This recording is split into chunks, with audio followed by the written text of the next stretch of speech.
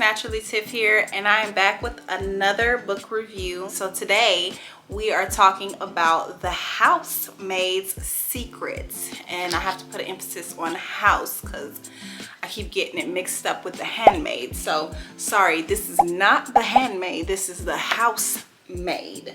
The Housemaid's Secret, which is the second book in this collection by Freida McFadden. The first book is just The Housemaid. This is The Housemaid's Secret. First, we will discuss the no spoiler review, and then we will get into the spoilers. And so if you haven't read the book, you can skip that part, skip to the end to view the rating. Let's get into it. So, The Housemaid's Secret.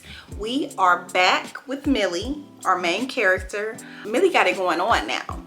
First book, she was struggling, just got out of prison, did not have a place to live. She was living in her car. It was looking pretty bleak for your girl. But Millie done came up in the game. She done got herself an apartment. It is not in the best part of town, but she has an apartment and she has a job. She is cleaning up for different families. She does a little babysitting on the side, and your girl is in school.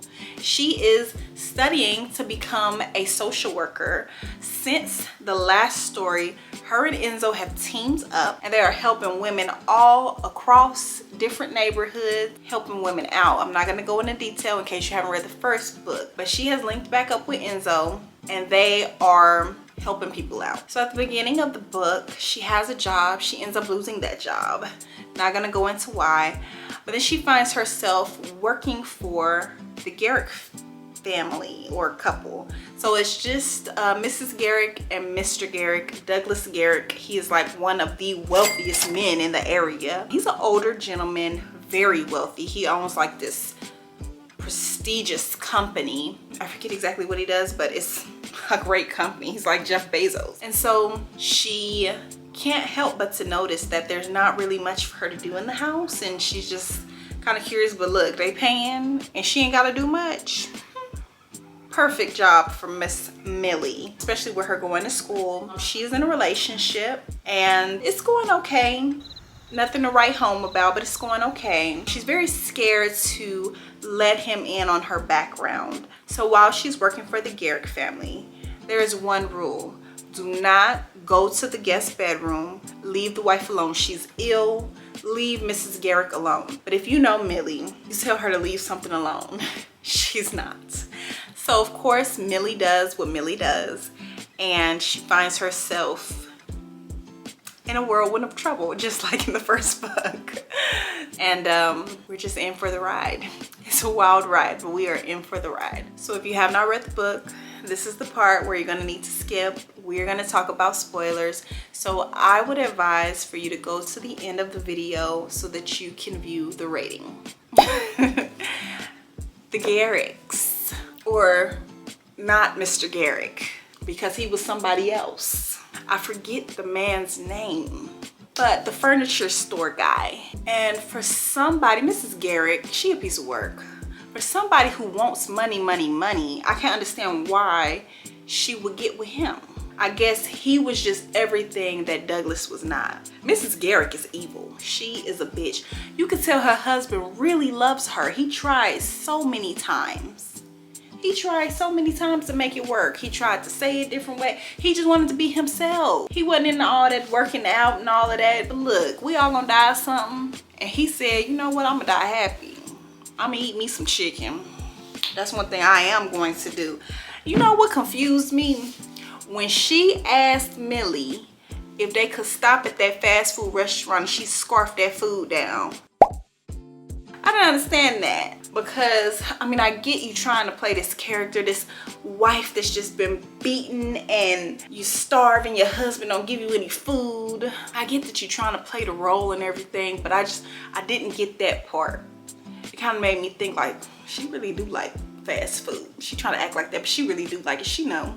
The wife of the furniture guy, the secretary or whatever for Mr. Garrick, she wasn't playing with their ass.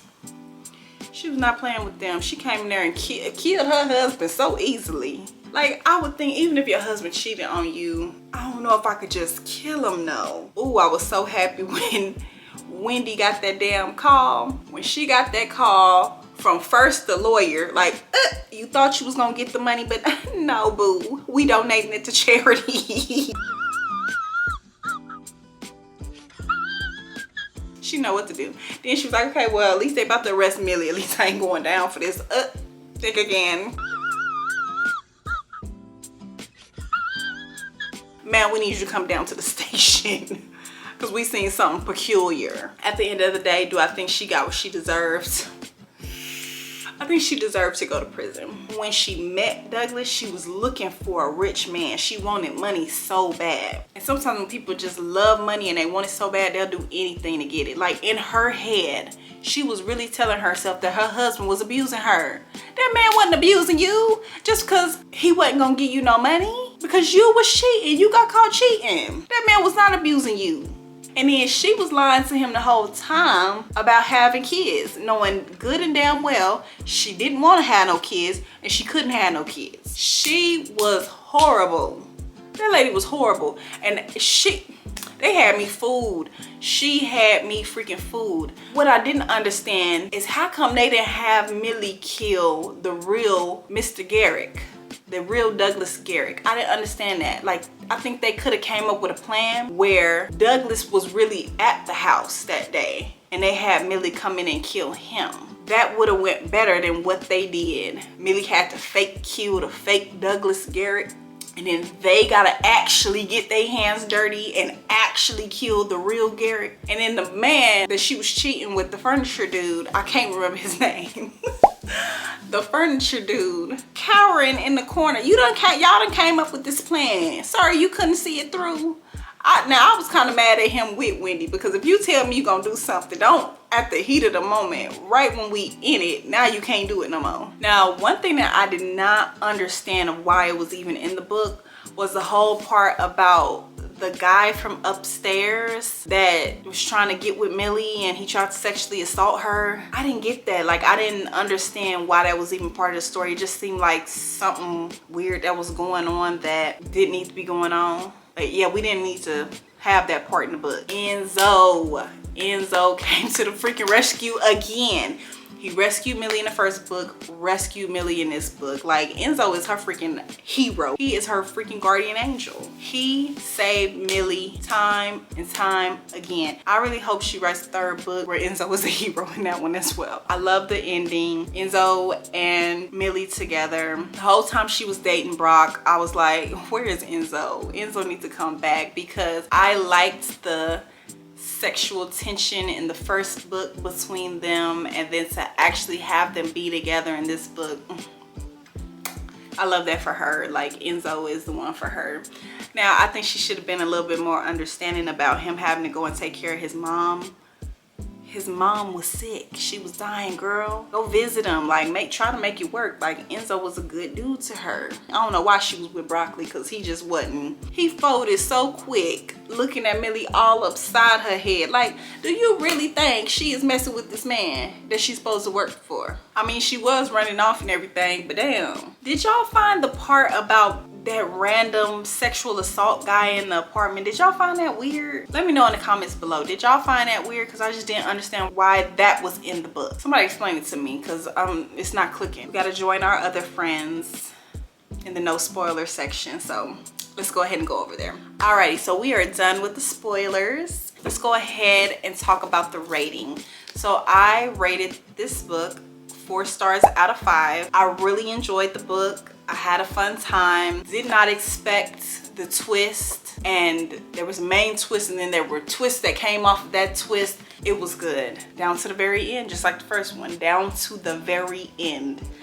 This is another one that I recommend. I did not like it as much as the first one, but it was still really good. I feel like I connected with Millie more in the first one.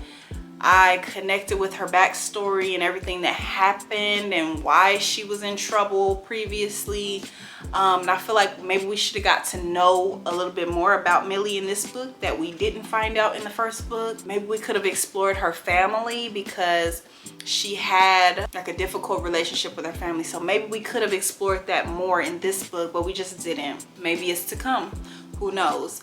But yeah, I still really enjoyed this book. I would definitely recommend it. I think you can read this one without reading the first one and you can kind of catch on to everything, but I think you get a better appreciation for Millie if you read the first book. So that is all I've got for you today. I will be back with another review. If you like this book review, please give it a thumbs up, subscribe. There's gonna be more book reviews to come. Until next time, kids. Bye.